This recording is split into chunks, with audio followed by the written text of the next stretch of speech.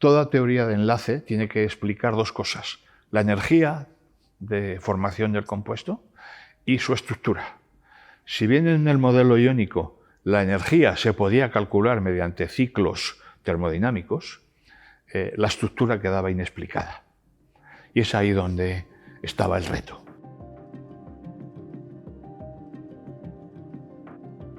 Bueno, mi nombre es Ángel Vegas Molina y he trabajado desde que terminé la licenciatura en la Complutense de Madrid. Hice mi tesis doctoral en el Instituto de Química Inorgánica El Úllar del Consejo y también en el Instituto de Química Física Rocasolano. Las estructuras elementales no se rompen en átomos, se rompen en fragmentos y a veces ni siquiera en fragmentos.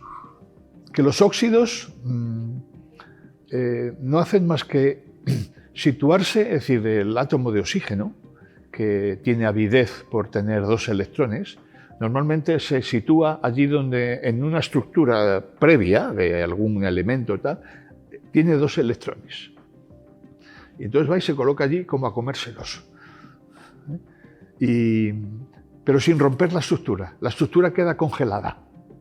Los átomos no son entidades aisladas. O sea, una bolita de un átomo es, digamos, los físicos dirían que sí existe, pero porque cuando hacen experimentos y hacen deposición de átomos sobre superficie y todo eso, digamos, sí, son átomos aislados y tal. Pues eso, a lo mejor en algún experimento, bueno, tal, pero un átomo aislado, digamos, carece de propiedades. O sea, las propiedades se las da la estructura. Sin estructura no hay nada que hacer. Entonces esa estructura es la que va perviviendo. O sea, yo cojo el potasio metálico, le meto 1 millón y pico de atmósferas de presión y el potasio, que es una estructura cúbica, se transforma en otra estructura distinta, pero esa estructura distinta es la misma que yo me encuentro en el sulfuro potásico, K2S. O sea, si yo quito el S, me encuentro que los potasios forman el mismo patrón que el potasio a altas presiones. Y si voy al sulfato, es decir, un K2SO4, y quito los sulfatos, el azufre y los 4 oxígenos, me encuentro con el mismo patrón. Es decir, que son patrones que se van transformando. Es decir, es como si fueran los genes de los seres vivos, ¿no? O sea, es una cosa sorprendente. O sea, alguien que me escuche esto dirá, este está diciendo una herejía del tamaño descomunal, pero es que es así. Es que son patrones que no se rompen, que se van transmitiendo de un compuesto a otro.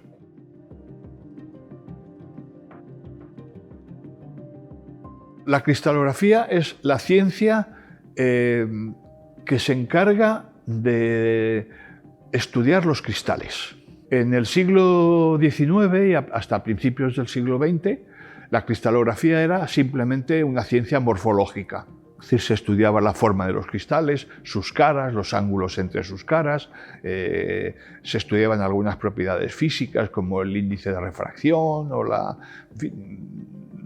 digamos, las magnitudes y las físicas que estaban al alcance de los métodos que se tenían entonces para eso. Cuando se descubren los rayos X y cuando en el año 1912 Laue, en un experimento crucial, o sea, se llama Experimentum Crucis, ¿no? Hace pasar rayos X a través de un cristal y descubre que hay difracción, es decir, que se produce un fenómeno de difracción como el de la luz visible cuando pasa a través de un tejido, por ejemplo, de un paraguas, de un día de lluvia, cuando vamos y vemos las farolas a través del tejido del paraguas. Pues cuando ocurre eso, entonces la cristalografía ya cambia por completo, porque ya no interesa la forma del cristal solamente, ya lo que interesa es cómo está constituido el cristal y cuál es la geometría en el espacio de los átomos que la componen. Y eso se hace a través de los rayos X.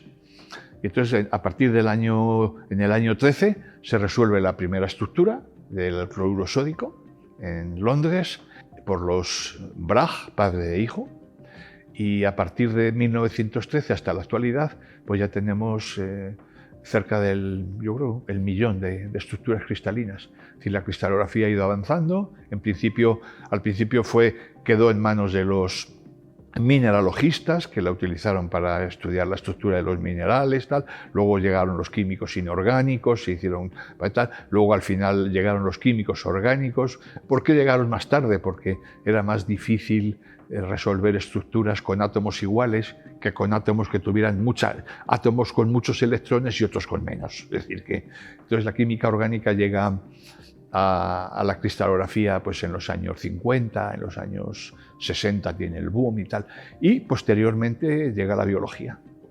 En los años 70, en los 60 se empiezan a hacer las primeras estructuras de macromoléculas biológicas, de la lisocima, de la vitamina B12, de la insulina, etcétera, etcétera. Hoy día ya se resuelven por difracción de rayos X las estructuras de proteínas y de virus. Incluso se ha resuelto la estructura del ribosoma completo. O sea, son millones de átomos.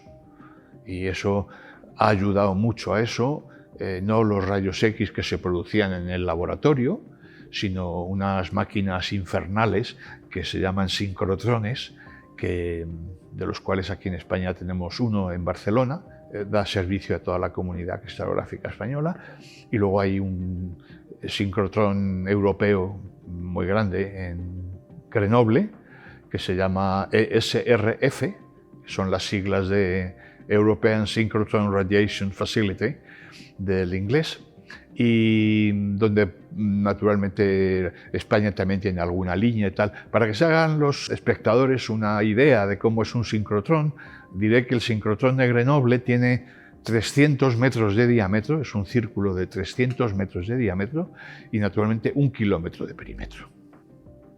Entonces, dentro de ese círculo, que es un círculo como una nave industrial circular, existen cabinas pequeñitas, donde cada uno coge la longitud de onda, la radiación que le conviene para sus experimentos. Se pueden tomar datos de una proteína en una noche, allí se trabaja las 24 horas del día, ahora ya hay miles de proteínas conocidas. Conocidas quiero decir que se conoce dónde está cada átomo en el espacio. O sea, que uno con bolitas de madera o bolitas de corcho puede reproducir en una habitación cómo es la estructura de una proteína de membrana, incluso del ribosoma, o sea, que es una partícula celular ya que tiene montones de proteínas y por tanto, esos son millones de átomos.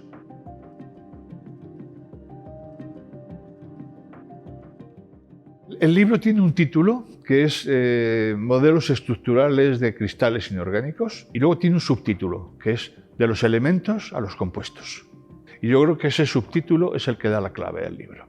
Los elementos químicos no son un símbolo, como aparece en la tabla periódica de Mendeleev, sino que son sustancias, polvos o cristales o líquidos o algunos gaseosos. Lo que ocurre es que la estructura de esos elementos no se pierde cuando forman compuestos. Un elemento químico no deja de ser elemento, es decir, es como si tratara de pervivir, ¿no? O sea, a este respecto es interesante una de las sentencias del filósofo Spinoza del siglo XVII, cuando dice que toda sustancia, en la medida en que de sí depende, trata de permanecer en su ser. Yo creo que esa es la madre del cordero. Es decir, que las cosas no se rompen del todo, se van transformando poco a poco, se rompen en pedazos, se transforman su geometría más o menos, pero la estructura del elemento pervive en sus compuestos. Esa es una idea muy novedosa.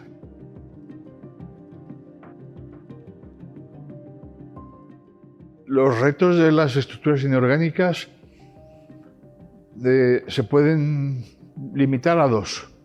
Uno es que el modelo fue creado en el año 1920 cuando 1920-30, cuando había muy pocas estructuras cristalinas resueltas. Y el modelo que se utilizó fue que los átomos de oxígeno, en el caso de los óxidos, eran muy voluminosos y formaban un empaquetamiento compacto, como cuando ponemos monedas juntas encima de una mesa, forma un hexágono que forma alrededor de una moneda central y tal, bueno, pues algo así. Entonces, que los átomos, los cationes, los metales, llamados cationes, metales ionizados, ocupaban huecos de ese empaquetamiento. Y los huecos que ocupaban dependían del tamaño relativo del catión respecto al del oxígeno, el del anión. Entonces eso, desde el primer momento se vio que fallaba. Y junto con otros postulados que hizo Linus Pauling sobre cómo los poliedros de oxígeno que están alrededor de un catión se pueden compaginar y unir unos con otros y tal, todo eso son ideas que no habían llegado a explicar las estructuras por completo. Y entonces hacía falta un modelo alternativo. Sí que es importante decir que toda teoría de enlace tiene que explicar dos cosas: la energía de formación del compuesto y su estructura. Si bien en el modelo iónico la energía se podía calcular mediante ciclos termodinámicos, la estructura quedaba inexplicada. Y es ahí donde estaba el reto y donde desde los años 20-30 nadie ha querido meter la nariz, por así decirlo.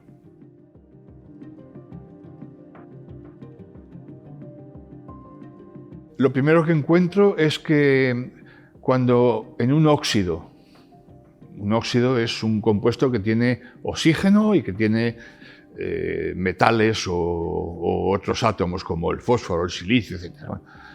Entonces, cuando yo en una estructura así, digamos gráficamente e idealmente, elimino los átomos de oxígeno, lo que me encuentro son estructuras de aleaciones sencillas, y que en muchos casos esas aleaciones sencillas corresponden a la propia aleación. Es decir, que si yo tengo un compuesto que es calcio, silicio O3, resulta que cuando quito los tres oxígenos, me encuentro que los calcios y los silicios del calcio, silicio O3 tienen la misma estructura que el calcio y el silicio solos. Por lo tanto, yo no rompo la estructura por introducir átomos de oxígeno. No rompo la estructura de la aleación o del elemento por introducir átomos de oxígeno. Esa es la primera conclusión que yo saco de mis trabajos. Y la segunda es que en muchos casos lo que ocurre es que cuando los oxígenos que forman parte del óxido, cuando la aleación es analizada globalmente y uno elimina los átomos de oxígeno, a veces uno se encuentra con que los cationes del óxido forman la estructura de fases de alta presión de esas mismas aleaciones. Por lo tanto, se puede establecer una correlación entre oxidación y presión física. Es decir, que cuando yo introduzco oxígeno en una aleación, es como si yo estuviera ejerciendo una presión física. Y la tercera es que los elementos no se rompen, se fragmentan, pero las estructuras de los elementos no se rompen. Entonces, de ahí volvemos otra vez al inicio del título del libro, de los elementos a los compuestos. Es decir, porque si tenemos en cuenta las estructuras elementales, podemos explicar mucho mejor las estructuras de las aleaciones y de los óxidos. Y en ese caso ya nos sirven. Ya no necesitamos el concepto de radio iónico que necesitaba Pauling para explicar el tamaño de sus bolitas que se metían en un hueco. Entonces ya no nos hace falta. Es que es innecesario.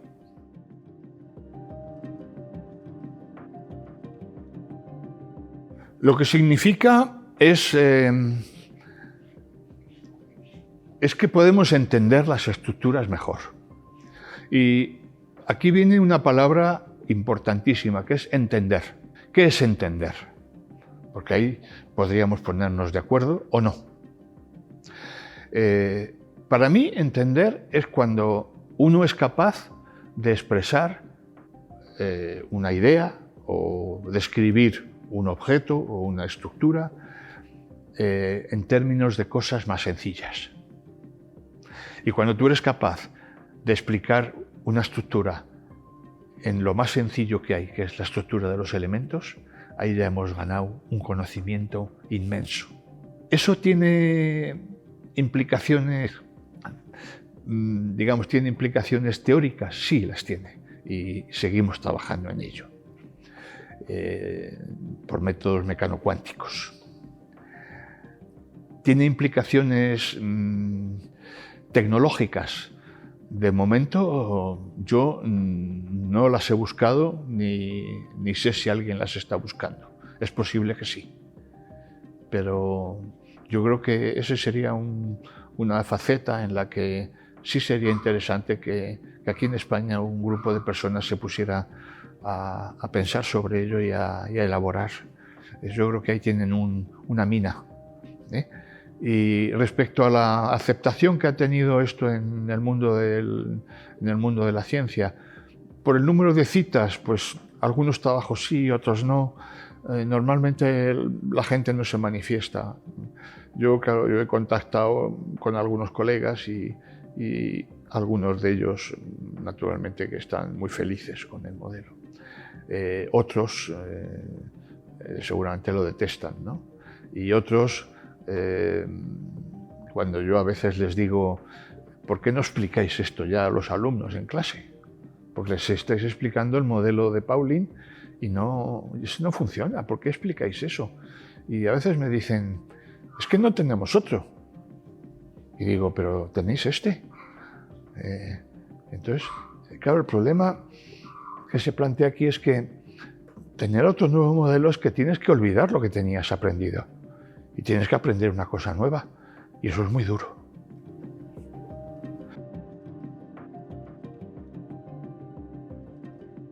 En primer lugar, en el diseño de nuevos compuestos. Porque cuando tú conoces los orígenes de un compuesto, puedes tener nuevas ideas sobre cómo diseñarlo. Segundo, va a tener influencia en el estudio teórico mecanocuántico de las estructuras que hasta ahora se hacían de una determinada manera, pero ahora seguramente se van a tener que hacer de otra. Me estoy refiriendo en concreto al estudio de lo que se llama la presión química, que es un concepto mecanocuántico que también casa muy bien con todo lo que estábamos hablando, con todos los descubrimientos que nosotros habíamos hecho, todos los experimentos que habíamos hecho. Y sobre todo es entender. Y de nuevo voy al pensamiento de un matemático francés que se llama René Thom, y él es el autor de la teoría de catástrofes. Y tiene un libro muy interesante, no traducido al español, está en francés, que se llama Prédire n'est pas expliquer. Predecir no es explicar. Hay gente que se conforma con predecir y otros que se conforman solo con explicar. Digo solo porque solo es mucha cosa, explicar es mucho. Y yo creo que cuando las cosas se entienden, se abren caminos nuevos inmediatamente.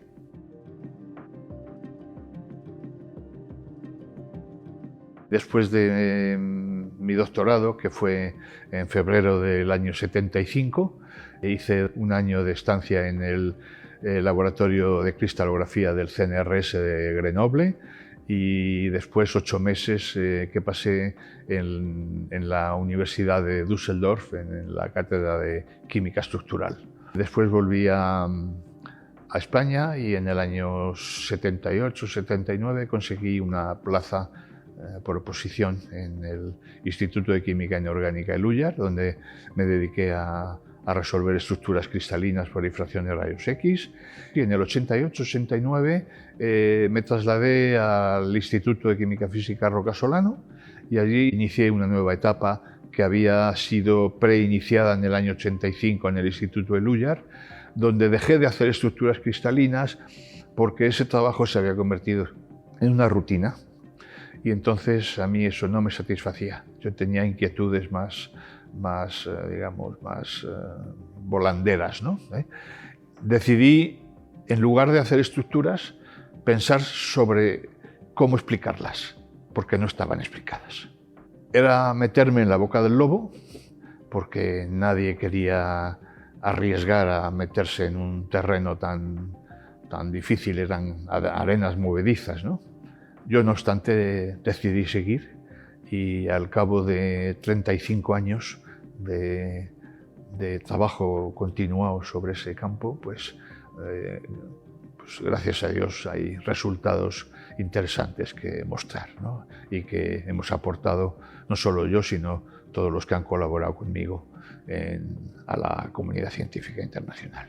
Aparte de esas estancias en el extranjero, en el año 2000 el profesor Martin Jansen me invitó a hacer una estancia en el Instituto Max Planck de Stuttgart, un instituto dedicado a la química y física del estado sólido. Hicimos experimentos de alta presión sobre los sulfuros alcalinos, sulfuro de litio, sulfuro sódico, sulfuro potásico, y luego después continuamos con el de rubidio y cesio. Pudimos comprobar experimentalmente algunas ideas, digamos, que habían sido propuestas por mí anteriormente, y ya desde el año 2000 no he vuelto a salir de España, y me jubilé en el CSIC, en el Consejo Superior de Investigaciones Científicas, y como me había quedado huérfano, no tenía ninguna institución que me amparase, pues le pedí al profesor Jordi Rovira que me acogiera en Burgos, y me nombraron profesor colaborador honorífico, y de esa manera así he firmado mis trabajos, incluido el libro que ahora acá se acaba de publicar, que está en el repositorio de esta universidad. Y yo continúo trabajando, continúo colaborando con gente del extranjero, con colegas de Inglaterra, de Italia, de Rusia, etc. Y no sé cuándo dejaré de trabajar. El tiempo lo dirá.